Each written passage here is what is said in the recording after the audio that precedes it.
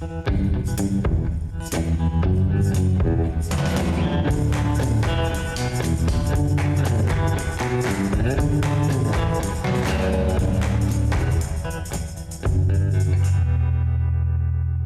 to the new edition of the ABBA League magazine. The 21st round is behind us. MZD was trying to make amends after their heaviest defeat of the season against Krka in the previous round, and they were trying to do that against Zadar, a team we were visiting before this show.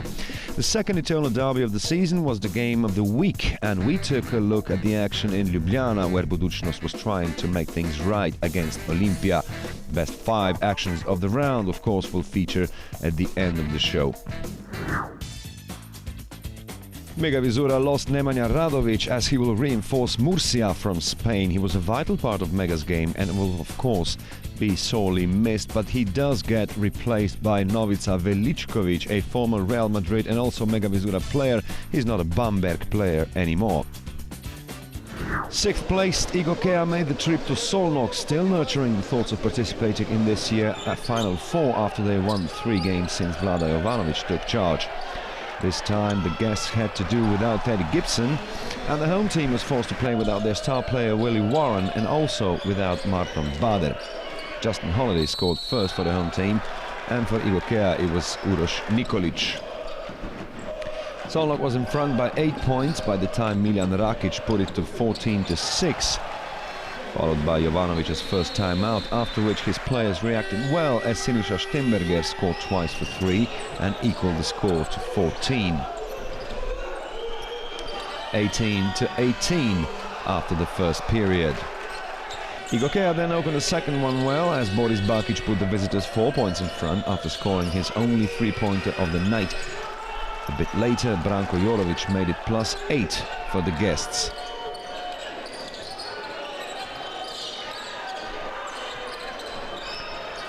But the home team managed to reply and come to within just a point after David Vojvoda scored for 3.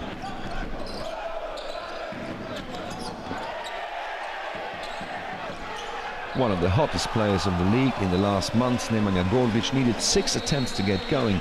His points, the last of the half, which ended with Igokea in the lead by 3 points.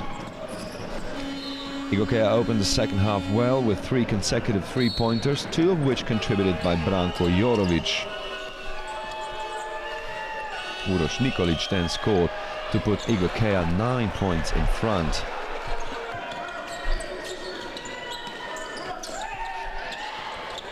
But then it was time for David Vojvoda to shine. He scored twice for 3 to put his team just 3 points behind, after which Solnok managed to equal the score after Justin Holiday dunked nicely, and that was followed by the first Solnok's lead in the third period as Peter Laurent made it 56-54.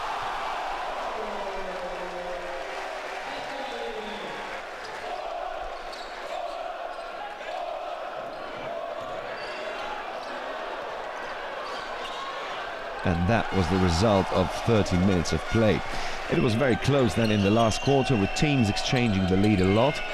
As it grew to become normal, Nemanja Gordic took matters into his own hands, and by the time he scored 7 out of his 17 altogether, Igokea was leading by 10 points.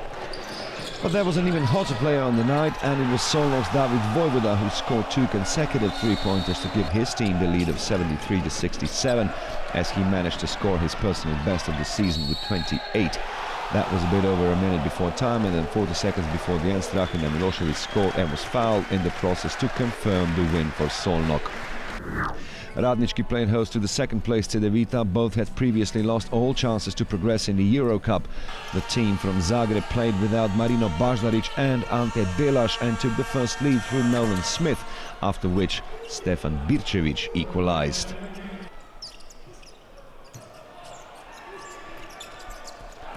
Marko Brkić was one to watch for in the opening minutes as he scored 2 consecutive 3-pointers, but the visitors were the ones in front after the first period as Luka Babic put it to 15-13.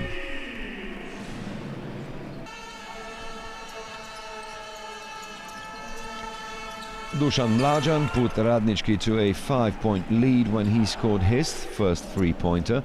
That was after a 7-0 partial. Devita then replied with the same measures, and after Smith's assist to Miro Bilan, the visitors took the lead by 22-20.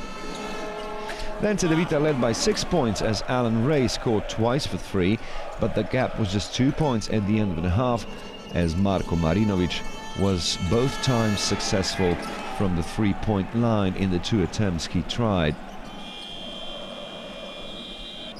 35-32 for Devita at half-time. When Sava Lešić scored at the beginning of the second half, nobody expected that would be one of only 3 baskets from open play in these 10 minutes.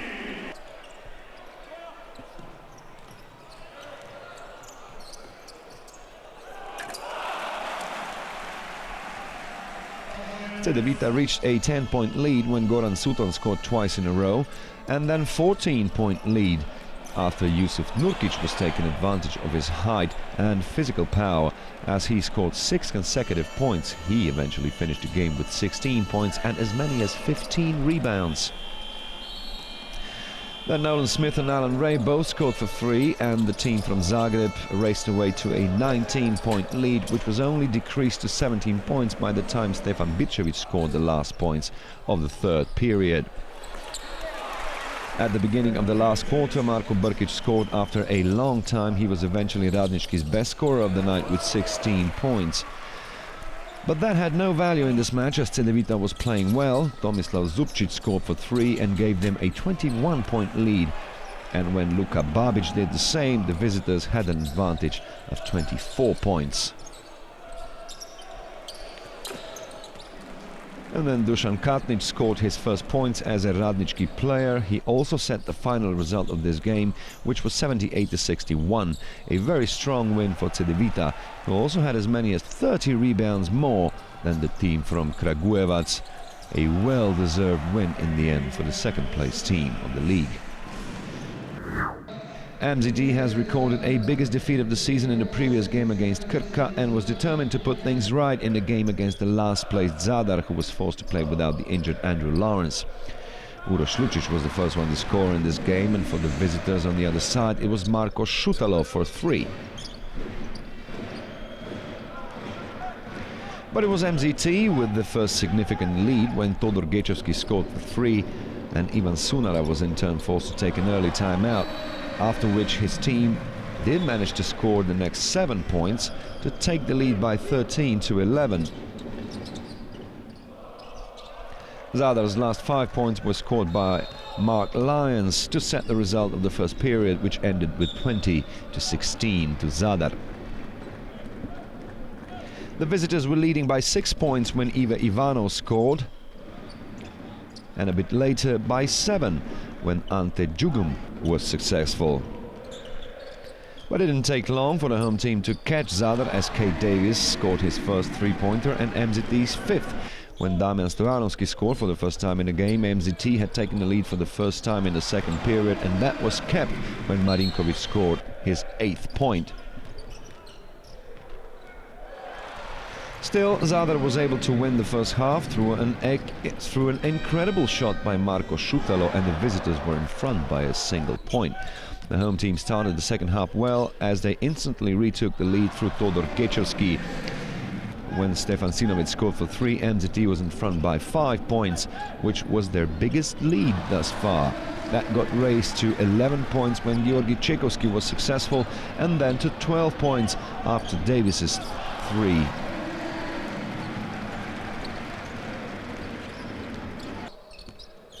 This is Davis's shot. It was his second 3-pointer of the night. The gap was then 10 points come the end of the third quarter as Ante Djugum managed to score twice.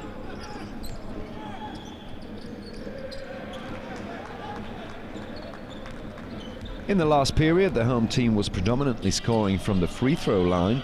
While it was a good game for Mark Lyons, he managed 17 points in the end. In only his second appearance for Zadar, he put his team 7 points behind.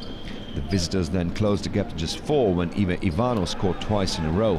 Less than 2 minutes before time, Damian Stojanovski scored an important basket, and then the winner was decided 55 seconds before the end when Stefan Sinovic scored for 3 and also set the end result of the game. a 10th win of the season for the Macedonian champion and a 9th consecutive defeat for Zadar, a team still at the foot of the table and a team we visited for this edition of the ABBA League magazine. God created man and Zadar created basketball. This is the sign everyone can see in the legendary Jazine Hall in Zadar. That place used to be a real fortress in the past, but now basketball isn't played there anymore, as the clubs from northern Dalmatia now plays its games in the Višnjik Sports Center. But as if some sort of a curse descended upon the new building, the trouble appeared for one of the most productive environments of the region. Zadar was even relegated from the competition 2 years ago, and that was very painful for the local population.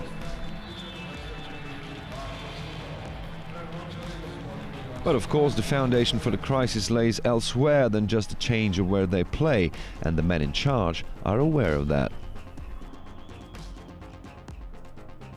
Look, we were always famous for the fact that our team was comprised of local players trained at home, and now these guys aren't here anymore. We cannot put together a team of players from our academy. And the second reason is the poor financial state, as we had many debts. As we say in Croatia, we owed both God and the devil. Klub koji je bio u velikim dubiozama, dakle bili smo dužni i Bogu i vragu, ono što se kaže. In the attempt to solve the financial crisis, 2 years ago a joint stock company was created and the city council now takes care of the business end. Still, Zadar's budget is too low to be in the equal position as most of the others in the league, and that is why the club will have to eventually return to its roots, its own production of players. We're trying to do something in that regard. We believe we can be successful in reaching an agreement with the city council so we can build a sort of a stationary object for the young players, which would have loosened the burden for us. We don't have a wide enough base of players. There are between 250 and 300 children, which is not enough to provide sufficient progress. In the Zadar region it is also very hard to find really tall kids. Up to 200 centimeters you actually can, but not taller than that, and that is why we are forced to look elsewhere in the region. Of course, the fans can relate with the homeboys much better, especially if the foreign reinforcements are doubtful in their quality. There were many examples in the past, but in the case of Andrew Lawrence it is a different story, as the Brit is very happy to be involved in such a strong competition. You look at some of the teams we have in this league, every game's tough, you know, every game you play is, we have EuroLeague teams, we have Euro Cup teams, Euro Challenge teams, and it's all very, very tough competition. We have great players from everywhere, guys that have played in the NBA, guys that have play in EuroLeague currently, people that used to play in EuroLeague, so I definitely think this league is up there as one of the toughest leagues in Europe and arguably in the world, so I really enjoy playing in it. A 23-year-old Great Britain national team player is also happy to be performing in front of such passionate supporters. Well, they go crazy at the games, which is great, you know. Hearing fans just going crazy at the game is all you can ask for as a player, you know. It gives you, it's like a sixth man being on the court, you know. You're always just running up and down, you hear them, it just gives you extra motivation to play. Now, I've heard great stories of the other gym, you know, so I don't know how that lives up to this because I didn't play then. I can only go on what my experience is, and it's been great so far.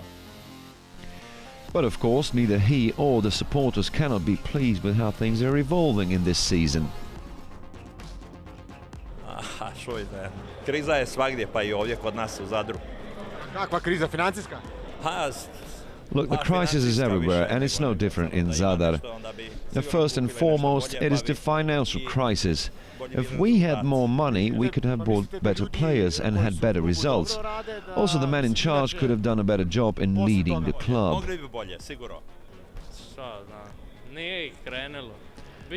Our players weren't playing especially well in the first part of the season. And having said that, they were forced to change coaches a lot, and that hasn't helped them at all. Promijenili su dosta trenera i to ih je dovelo u probleme u kojima su sada. Financijski? Regarding money issues, it's going on for some time now. In any case, the club should be investing more in the young players. Treba se u mlade uložiti.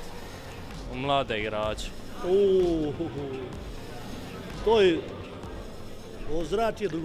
Now that will be the consequence of wrong decisions, and that's the main thing. It is time to get going, but time is simply not on our side. We need competent people to take charge, also people who would be willing to learn a thing or two, but instead we have the same people for the last 20 years, and it's enough of that.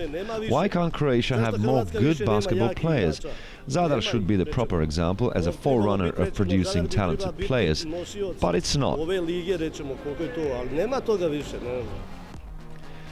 So the Vox Populi counts for something, but the question remains whether the men in charge will listen to them. Still, there is faith that things could change. Now the changes are in place in the first team, but it's also clear that it's too soon to be making any substantial comments on it.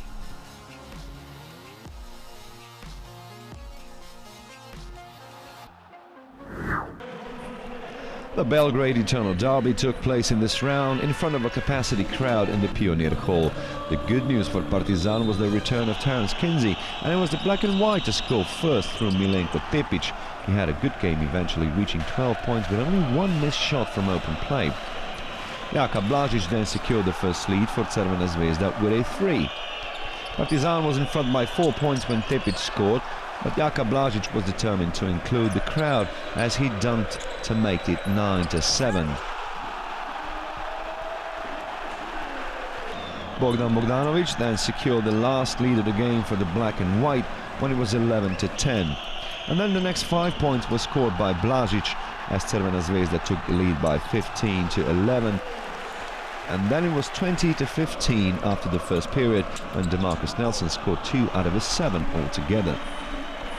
Then a big offensive by the home team at the start of the second period, with Tadija Dragicevic scoring for 3 to make it 26-17, followed by Blažić's steal and a dunk to put Zvezda 13 points in front.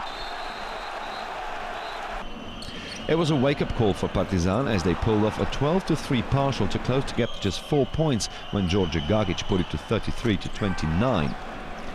Joffrey Löwen opened the second half with a 3 to close the gap to just 1 point, and that was followed by Marjanovic's first points of the game.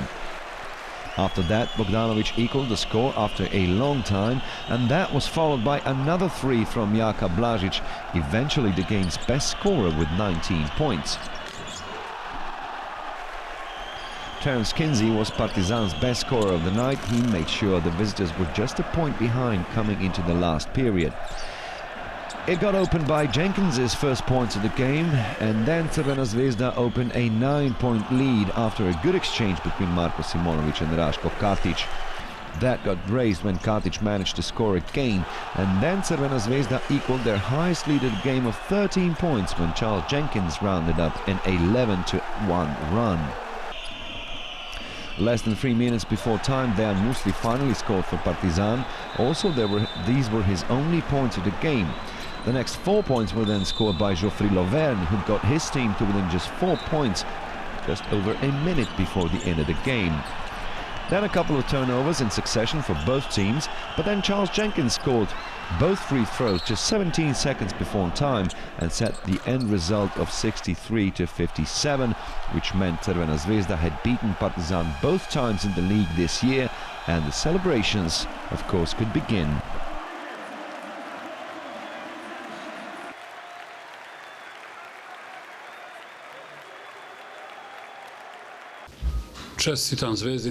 Congratulations to Crvena Zvezda for the deserved victory. They fought better than us and played better defense than us. They were tougher, and that's why they have won. It's a very important win for us because with it we still hold the first position in the table. We stay in front of Devita, which was our plan before the game. We played aggressive defense, which held us in good stead, in spite of some of the mistakes we have made. U obrani imali smo sigurno neke pade u igri, tako da to moramo da ispravimo. Union Olympia was out of the Eurocup prior to this encounter with Budućnost, who had big motive to avenge the loss to Olympia in its own court after their controversial Vladovic basket. The home team was forced to play without the injured Cedric Jackson and Dražen Bubnic. Devita Galius was the first one to score for the home team, and for the visitors it was Nikola Ivanovic. What a game he had. The first lead for Budućnost was secured by Jalil Akindele. It was the end of an 8-0 run for the visitors. 16-10 after the first period for Budućnost, of course. Budućnost's newest acquisition, Radoje Vujošević, scored first in the second one to put the guests 8 points in front. Then a first three-pointer for Sasu Salin, which brought Olympia to within just 2 points. That was followed by a good spell from the home team, with Omic the main protagonist, and Olympia took the lead by 26-25, but that was short-lived as Budućnost scored the next 7 points to win the first half by 32-26.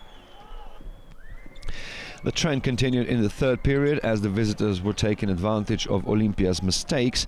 They raised the bar to 12 points when Nikola Ivanovic was again successful.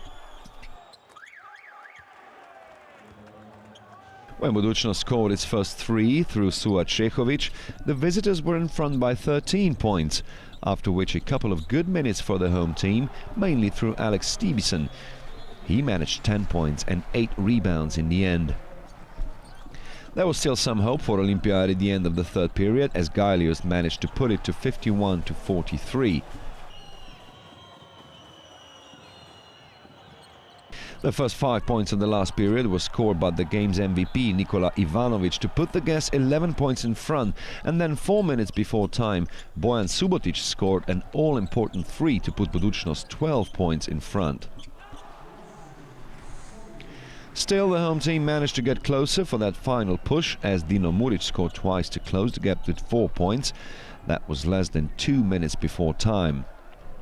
Then an important basket from Čedomir Vitkovac with 55 seconds remaining on the clock, but then Muric's ball just wouldn't go in, and that meant the end result was 73-69, with Olympia again missing as many as 13 free throws.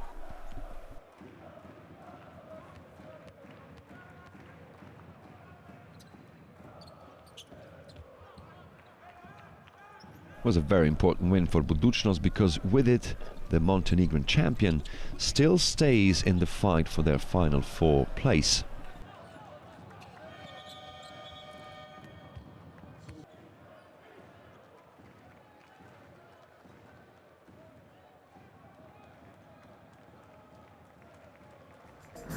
So, Solnok diminishing Igokea's chances for that final 4 place. A very easy win for Devita in Kragujevac, while Zadar put up a good resistance in Skopje. Couldn't win though. Crvena Zvezda won the 226th Eternal Derby, and an important win for Budućnost in Ljubljana. Zvezda still with a win in hand over Cedevita, while Cibona now caught Partizan in 3rd place.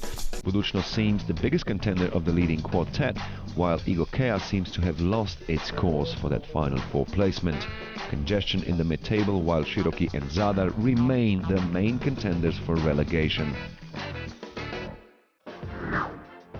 Our MVP of the round is Cibona's captain Marin Rozic. He managed to reach a playing index of 40. He scored 27 points, had 6 rebounds, 5 assists and 2 steals in the 35 minutes he played in the game against Krka, which Cibona won comfortably. And now let's take a look at the best 5 actions of the round.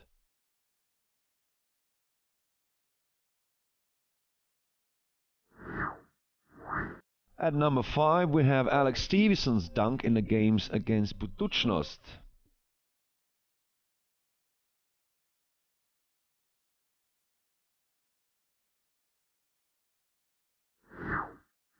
Staying in that same game, but now we have another player from Budućnost. At number 4 it's Jalil Akindele.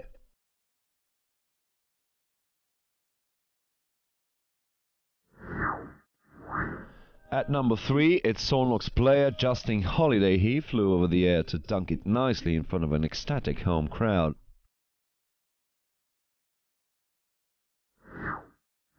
At number 2, we have this amazing shot by Marko Šutalo.